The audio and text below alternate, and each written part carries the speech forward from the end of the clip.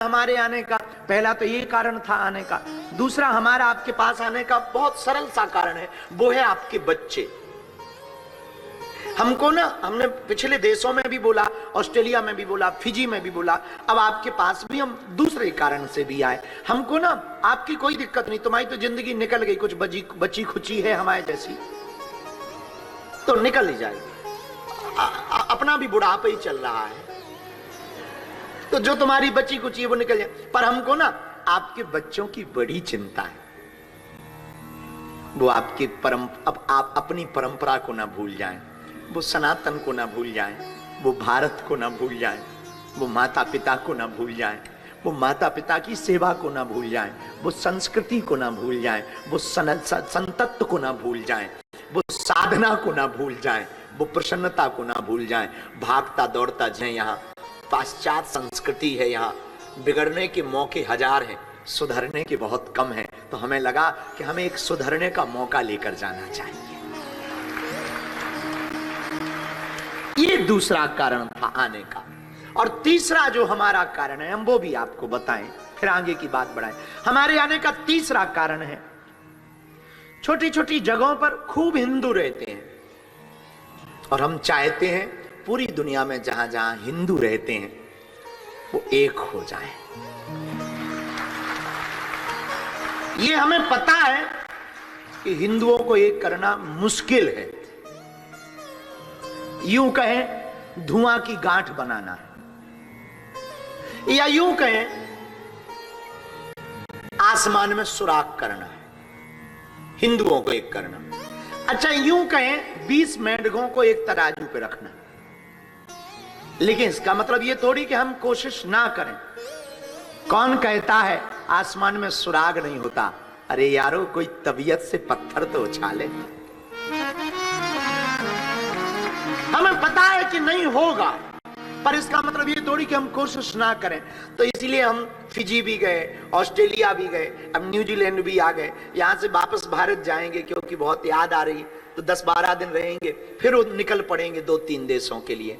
तो हम चाहते हैं कि हमारे दुनिया में जितने हिंदू रहते हैं वो एक हो जाएं। ये तीसरा कारण। हमारे आने का चौथा कारण भी हम आपको बताएं कि हम विदेश क्यों आए हैं। अच्छे खासे देश में ही थे, पर विदेश आए हैं, उसका चौथा कारण भी। हमारे पास गुरु कृपा के अलावा कुछ नहीं है। पर भैया, हमने सुना है जो दवा से ठीक नहीं होता वो भगवान की कृपा से ठीक हो जाता है। तो हमने सोचा आप लोगों के पास जाकर वो गुरु का प्रसाद जो हमारे पास है, जो हमें हमारे गुरु ने सौंपा हमको, वो हम आपको बांट सकें, वो हम भभूति के माध्यम से दे सकें, वो हम सामूहिक अर्जी के माध्यम से दे सकें, वो हम आपके लिए प्रार्थना के माध्यम से दे सकें, ताकि हमारे जीवन में जो रंगत है वो हमारे गुरु के कारण है। हमने कई बार कहा, मुझे कौन पूछता था, तेरी बंदगी से पहले मैं खुद को ढूंढता था, इस जिंदगी से पहले। गुरु की कृपा है। गुरु बहुत पुरानी बात है, जिसका गुरु बलवान होता है चेला पहलवान होता है। हमारे जीवन में तो जो भी घटित हुआ गुरु की कृपा से घटित हुआ। और मेरे पागलों, एक बात याद रखना, तुम अपनी जिंदगी में, बहुत प्यारी बात है, अगर तुम्हें महात्मा मिल जाएगा तो परमात्मा भी प्राप्त हो जाएगा। और हमें जब से हमारा महात्मा, हमें सन्यासी बाबा मिले, जब से हमारे दादा गुरु मिले, तब से जिंदगी थोड़ी ठीक हो गई। थोड़ी ठीक क्या मतलब? ठीक है, बुरी भी नहीं है और भली भी नहीं है। उन्होंने कहा तुम्हें ये करना है, हमने अपना झोला उठाया, करने चल पड़े। बस धक्के भी खा रहे, धोखे भी खा रहे, गाली भी खा रहे, माला भी पा रहे, कुछ लोग दक्षिणा भी चला देते, कोई फूल माला दे देता, कोई कपड़े दे देते। जो भगवान की कृपा, सब मिल रहा है भगवान की कृपा से। गालियां भी थोक में मिल रही हैं, वो भी भगवान की कृपा से। लोगों को गिनती में मिलती हैं, हमें क्विंटलों में मिल रही हैं, हाँ, केजी के। भगवान की बहुत कृपा। लेकिन भैया, इसके पहले तो जो जिंदगी थी वो जिंदगी नहीं थी। जब से गुरु कृपा हुई है तब से क्या कहना। तो हम चाहते हैं कि जो हमें गुरु कृपा मिली वो तुम लोगों को भी मिले, इसलिए हम परदेश आए हैं। यदि तुमको सुख पाना है तो महासुख वाले को पकड़ो। और महासुख कौन है? छूट है बंदी महासुख छूट है महासुख जो सतवार पाठ कर कोई छूट है बंदी महासुख। इसलिए ब्रजेश कुमार आनंद को पाना है तो परमानंद को पकड़ो। और परमानंद कौन है? परमानंद है हनुमान जी। और देवता चित्त न धरई हनुमत से सर्व सुख कर। यदि तुम हनुमान जी को पकड़ोगे तो संकट कटे मिटे सब पीरा जो सुमरे हनुमत बलबीरा। संकट ते हनुमान छुड़ावे मन क्रम बचन आनंद कुमार हनुमान जी महासुख देते हैं, हनुमान जी पर आनंद देते हैं। ब्रजेश कुमार हनुमान जी आनंद देते हैं। हनुमान जी के चरण पकड़ोगे तुम्हें आनंद मिलेगा। सुखी होना है तो ये जो बोझ तुमने संसार का लाद रखा इसको निकालो। तुमको अगर परमानंद पाना है परमात्मा की शरण पकड़ो। और जीवन का आनंद लेना है तो दुर्जन मत बनो, सज्जन बनो। ऑकलैंड में हमने राम सजीवन के प्रश्न पर कल से चर्चा शुरू की थी। दुर्जन कौन, सज्जन कौन। कल हमने केवल सज्जन पर चर्चा की थी, आज दुर्जन और सज्जन पर चर्चा की कि दुर्जन के गुण क्या होते हैं। वो झुकता नहीं है, दुर्जन झुकाने पे भरोसा करता, सज्जन झुकने पे भरोसा करता। इन सब सूत्रों को हमने आज जीवन में उतारने के लिए आपको गुरु कृपा से हमने समर्पित किया। जो बात आपको सही लगी हो, समझ में आई हो, उसे जीवन में उतारने की कोशिश करना, अभ्यास में उसको डालना, ताकि आपका जीवन बहुत सरल हो सके। और सरल होगा पानी की तरह तो पत्थरों के बीच में भी तुम अपनी जगह निकलने की बना लोगे।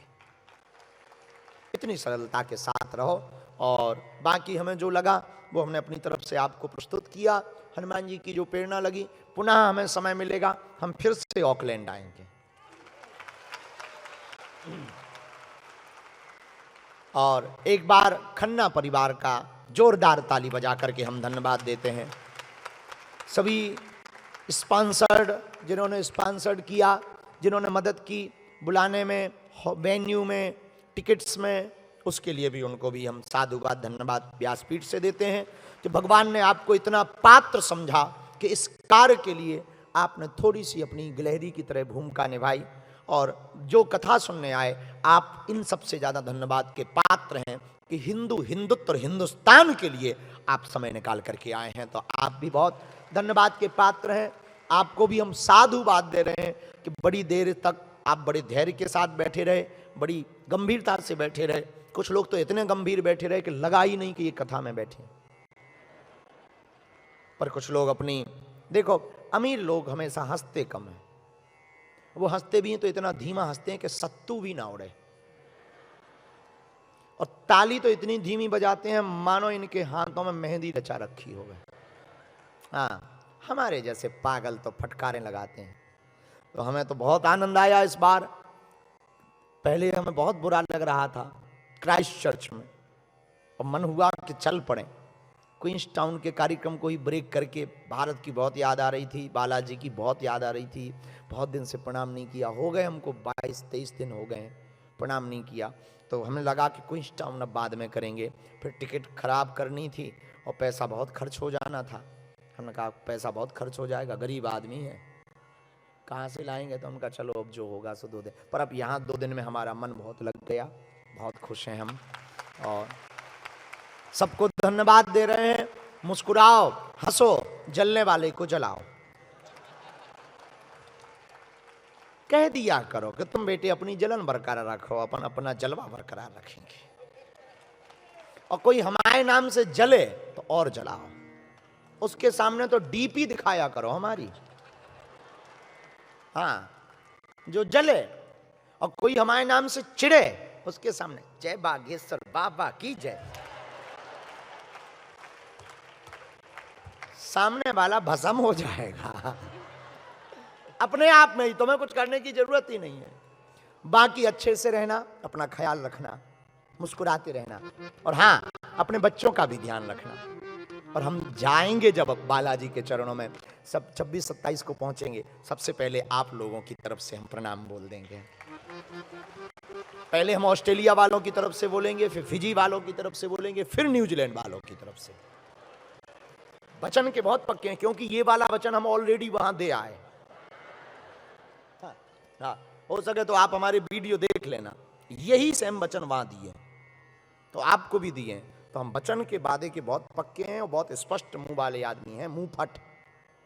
तो हम पहले उनका प्रणाम बोलेंगे, फिर उनका, फिर टका नीनी का जरूर बोलेंगे पापा टोय टोय के बाद जो दूसरा नाम हमें याद अच्छे से हुआ वो हुआ टका नीनी। तो आप लोगों का हम प्रणाम भारत माता को बोलेंगे और हम कहेंगे कि भारत माँ आपको हर साल बुलाती रहे, बालाजी बुलाते रहें, और बहुत अच्छे से रहना, सबका ख्याल रखना। हम फिर आएंगे और आज जो भी सामूहिक अर्जी लगाएंगे, हमें भरोसा है कामना तुम्हारी पूर्ण होगी और अगले साल तुम हंसते नचते हुए दरबार में आओगे।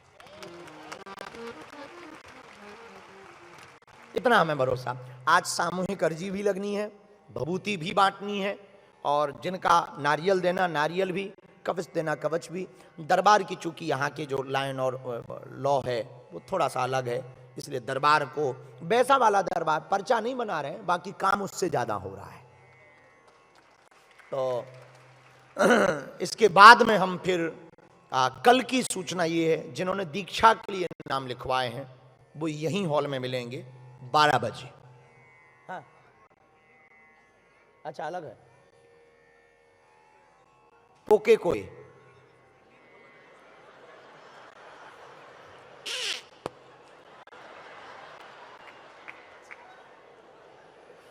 पोके